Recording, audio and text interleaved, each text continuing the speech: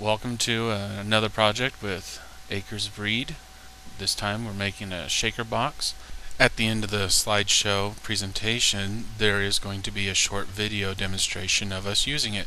We hand dig our planting beds and then we've been sorting it all by hand, taking the rocks out, crumbling vegetation, and we've done 3 planting beds like that, and it's been extremely time consuming and very labor intensive. It takes about 2 days to do that each planting bed, and it's starting to get hot. When we did the other beds it was still spring and it was very comfortable, but now it's starting to heat up outside, the sun's getting hot, and so decided to go ahead and build this shaker box so not only this planting bed but any in the future we'll be able to do it more quickly. When you dig a hole 2 foot by 2 foot and it's 2 feet deep, that's 8 cubic feet. This one that we're doing is 6 feet long, 3 feet wide, and we dug it 2 feet deep. That's 36 cubic feet of dirt that we are having to hand sort. We really wanted to speed this process up and make it easier on ourselves. If you want to do this project, you can use materials that you want. Pine is good, poplar, etc. We chose to use the cedar not just because it was free and we had it in our basement, but because it will weather extremely well. Cedar resists rot and insects just naturally. We're also using galvanized steel so it won't rust. All the screws that we used are also outdoor rated. So this tool, we will be able to use it for many, many years to come. When you make your choice in materials, keep this in mind. The materials that you'll need to complete this project will be a roll of 1/4 inch galvanized steel mesh, cedar, 1x1 and 1x4 boards, 8 4-inch deck screws, and 8 1.5 inch wood screws, outdoor rated. You'll also need 3/8 of an inch stainless steel staples. We used an electric stapler. If you don't mind hammering, you can buy just standard staples and hammer them in yourself. So as you can see here, we've now cut it into the 2 rails and the 2 stiles. The rails are 40 inches long and the stiles are 21 inches. On the rails we'll have handholds that'll be 4 inches.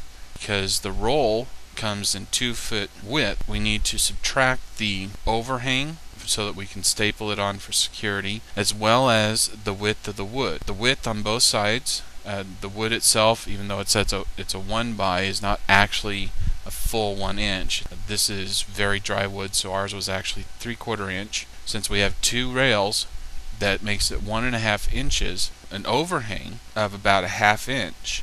So the 2 3/4 is 1.5, plus our 2 1/2 inch overhang still leaves us a 1/2 inch. The 1/2 inch divided on both sides is a 1/4 inch for error. We're not using squares, we're just kind of putting this together quickly. It'll allow us to rack it into position and still have enough to be able to cover what we need.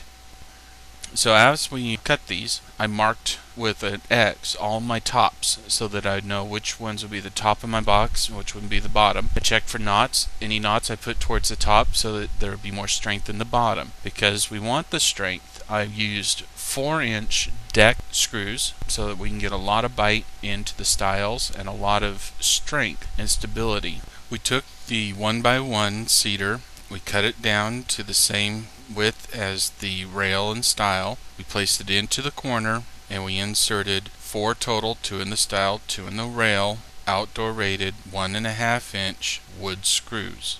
This was to give stability and strength to the box so that as we shake it, it won't rack. It is a very strong bracing.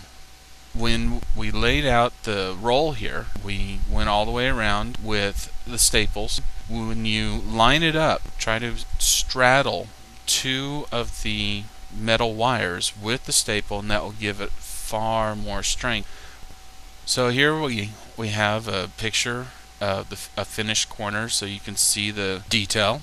When you do staple it, make sure you staple into the 1x1 as well, because that will further stabilize your box and give more strength to those corners, really locking it all together as one piece. Here we have the finished shaker box that my daughter is holding up so kindly, and here we are using it. In this picture, we'd already shaken out the loose dirt and had already taken out a bunch of vegetation.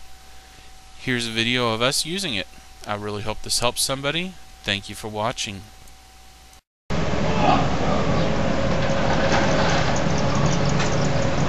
Sure will make going through this pile a whole lot faster.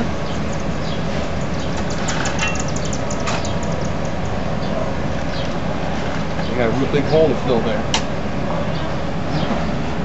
Alright, thank you. Ready?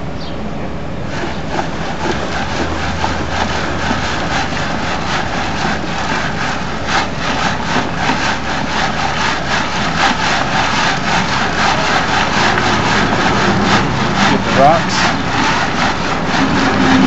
Get the vegetation. And then we can just break up the big pieces. Make a really nice planting bed. Just start breaking up by hand from there.